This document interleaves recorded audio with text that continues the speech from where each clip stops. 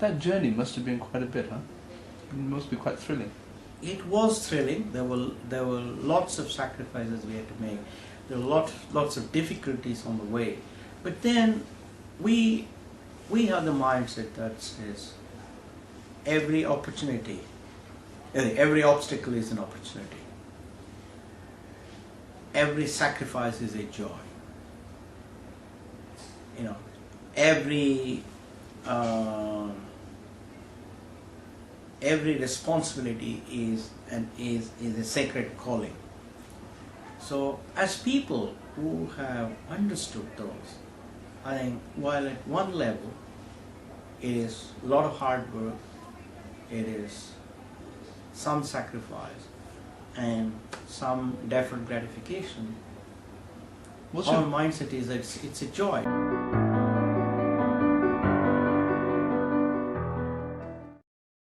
Those days, the government was very business unfriendly.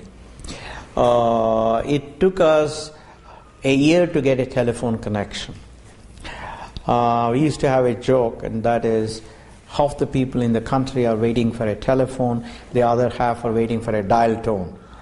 And second, it took us 3 years to get a license to import a computer. And that was what you were about. You needed a computer to do the job you were doing. Absolutely. So the environment was extremely business unfriendly. But then we said, look, there is a huge global opportunity, and therefore we should stick with it. We stuck with it, and God has been kind to us. You had a little money behind you, your wife's money, didn't you? Yeah, we just put together 10,000 rupees, or about $250, not much. To start the company? Yeah, absolutely. That was enough to keep you going for about 2 months, was it? No less than 2 months. But we worked a good deal with our first customer. He said, look, I will give you an advance for a couple of months, and then every month I'll pay you on time.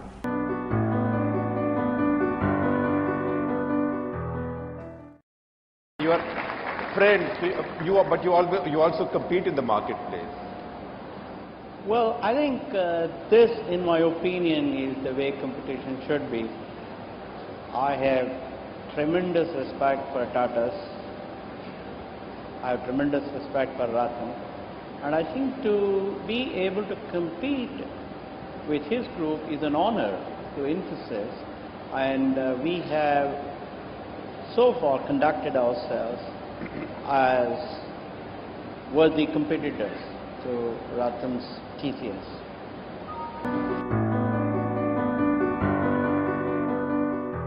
You had 6 colleagues, the founding fathers. Were you all computer techies? Yes, they all worked with me. They were much junior to me at a company called PCS in Mumbai. And you brought the team together to do what? There was a huge opportunity for software to be developed for corporations because hardware had become cheaper. And we realized that in India there were lots of engineers who did not have job opportunities. Therefore, we said, why don't we build a company that focuses on developing bespoke software applications for customers. First of all, let's all remember that trust is the currency that reduces the cost of transactions in a society. Because if there is no trust, then you will have to start resorting to n number of instruments. And eventually, it will always come down to trust. No matter what instruments you use, you will have to trust somebody who implements those instruments. So trust is most important. Second, after all, society contributes customers, society contributes employees, society contributes investors, society elects politicians, society contributes bureaucrats. So if you want to succeed, then you have to create trust with the society.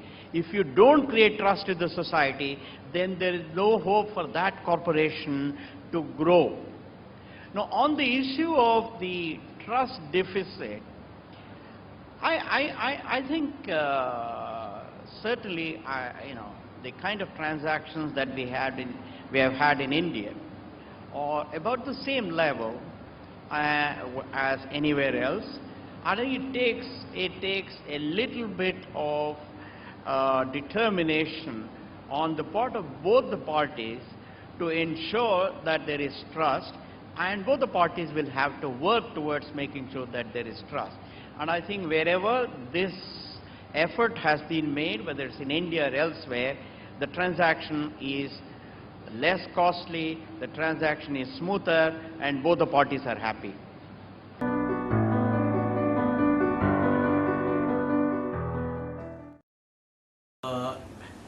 We established a new idea that software companies should have campuses in India. We realized that we would be able to take on the big players, the IBMs and others, because what happened in 1991-92 was that thanks to the liberalization, a lot of foreign companies came to Bangalore.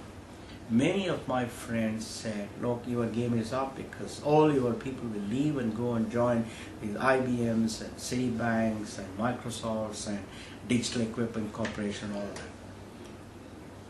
We sat down and we discussed and debated what we could do. We said there are three choices. One, to go to the government and say, keep all these guys out. That was against my personal philosophy. I always believed in competition, I always believed in free market.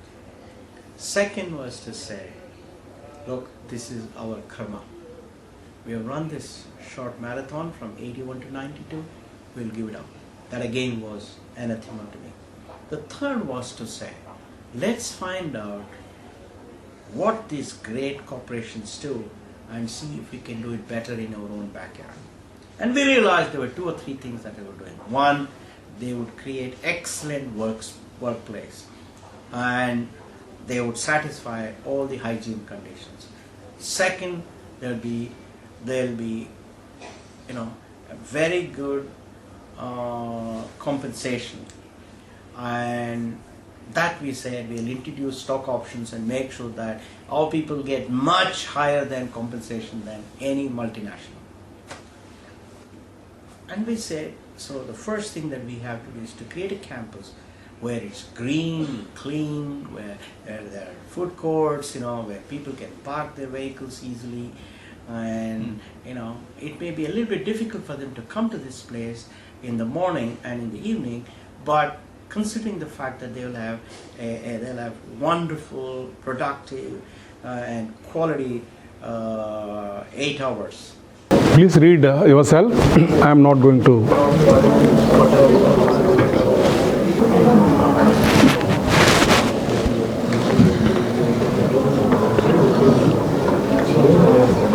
So, thank you very much for your kind attention.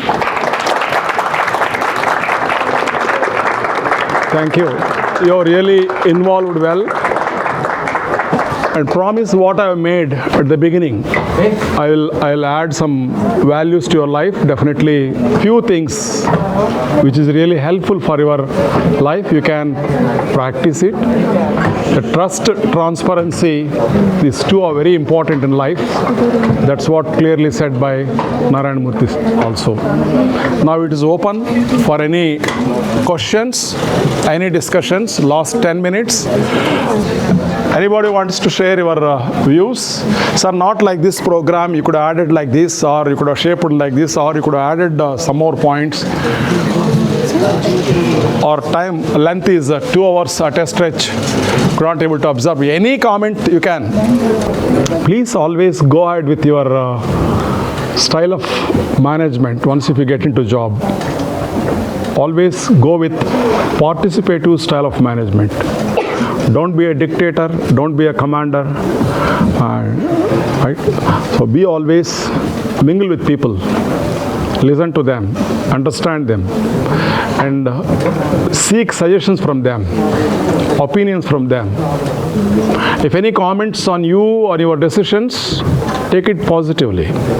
No question of, taking revenge. No. Never expect that every time your subordinates are going to appreciate you. Sometimes decisions may go wrong. Accept it. No arguments. Accept it. If you accept, next time when you are taking any decision, they will guide you. Sir, not like this. If you do like this, it will be good. So involve people in decision making. It helps you a lot. In one training program, APHRDA, that is Andhra Pradesh State Human Resource Development Institute, Group 2 officers, when I was training them, at the end of a session like this, I asked, during interaction, one officer asked me, sir, I don't want any definitions. Definitions like, P.F. Drucker, Kotler, or Kunz, O'Donnell, no. I want your definition on management. You define, because you have a rich experience, you handled many situations. So what is your definition according to management? You define management in your own words. Group 2 officer, they are good in managerial skills. He raised the hand and asked, you can't say, tomorrow I will speak. I'll refer book and come. No. He has asked Professor N. Gurunatha Naidu's definition, not somebody's definition. The way how spontaneously asked a question, spontaneously also answered him. Answered him that effective decision making is management. That's all. Effective decision making. If decision is good, what results will come? If decision is good, good results will come. If decision is bad, bad results comes. So if good decision is there, good results comes, you are a good manager. So decision making is management. One has to accept it. The other things are there. You are planning, organizing, coordinating, directing, all this controlling, all these things are part of that. So your decision must be suitable, appropriate, apt to fit into that system, that environment. It's called management. It felt like a long session. The session could have been broken into 2 parts. Okay. One session the human values and the other. Excellent. Good decision. Good suggestion, Ma. Thank you very much. So, making into 2 sessions with a little break. Actually, I thought like that. Human values 1 session and common sense in management, the second session, giving a break. Problem is, to commence the session itself, it took 20 minutes to 15 minutes late. If I give break, if people disperse and again reassemble it to take 15 minutes. And the sequence, continuation will break. That's why, anyhow, decision is good. We'll do that. Anything else? On subject also, please feel free. Huh? Anything you want to share, Ma? Okay. So nothing to share?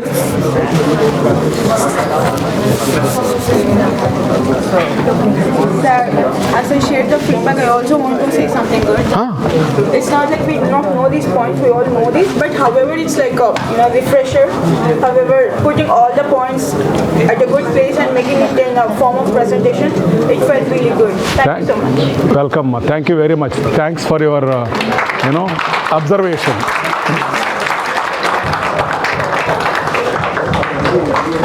Good. Actually, I thought of, because of time constraint, I have covered this. I thought of taking one small contextual case study for human values, one contextual case study, application of common sense. 2 small case studies I would like to add, but I know the time is not sufficient, or I can't take your time extra, hence I have dropped that idea. Okay? Anything else? Any attendance system is there? The seniors will take it. Already taken attendance. So, shall we exit? Yes, sir. Thank you very much. May God bless you.